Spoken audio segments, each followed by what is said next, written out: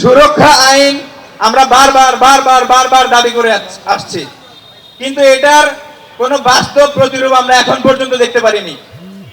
কেন? যে কোনো একটা কারণ হলো, সাংবাদিক আসলো, রোগীর আত্মীয় স্বজন আসলো, বললো ভুল চিকিৎসা হয়েছে। এটার কোনো প্রমাণ আছে? এটা কে প্রমাণ করবে? নন মেডিকেল কোনো পার্সন কি বলতে পারে যে আপনাদের ভুল চিকিৎসা হয়েছে? তার কি এটা নিয়ে কোনো নলেজ আছে? কিভাবে তারা পারে? শুধু তাই না, তারা কি করলো? অ্যারেস্ট করে নিয়ে যায়। একটা ডাক্তারের এর থেকে মানহানিকর বিষয় কি হতে পারে? সবচেয়ে নিগৃহীত মানুষ বাংলাদেশে এখন ডাক্তার সমাজ। আমরা কি করছি? ঘুমিয়ে আছি। আমাদের সিনিয়র যারা আছে তারা আমাদের দিকে সুনজর সেভাবে দিচ্ছে না। আমরা চাই আমাদের সিনিয়র জুনিয়র সবাইকে একসাথে নিয়ে আজ মাঠে নামতে। আমরা মাঠে একদিনে নামিনি, দীর্ঘ 15 বছর 16 বছর যে কষ্ট হয়েছে আমাদের, সেটার এখন আমরা এই প্রতিরূপ দেখতে পাচ্ছি। একদিনে কখনো এই জিনিসটা হয়নি, আমাদেরকে আপনারা বাধ্য করেছেন।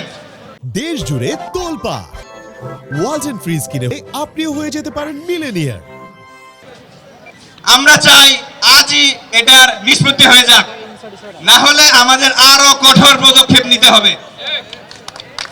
আপনারা ফার্মেসি থেকে ওষুধ খান, তাদেরকে ডাক্তার সাহেব বলেন। এটা কেন?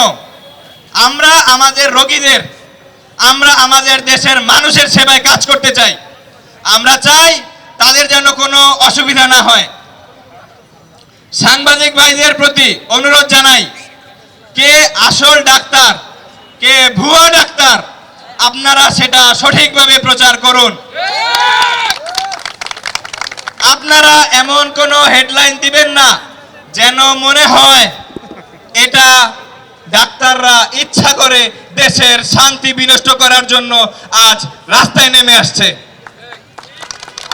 সবার কাছে আমাদের বিনীত অনুরোধ থাকবে, আজকে আমাদের এই রায় সমাপ্ত হবে, এটার শুনানি যাতে আমাদের পক্ষে আসে, দেশ ও জাতির পক্ষে আসে এবং দেশ এবং জনগণের পক্ষে আসে।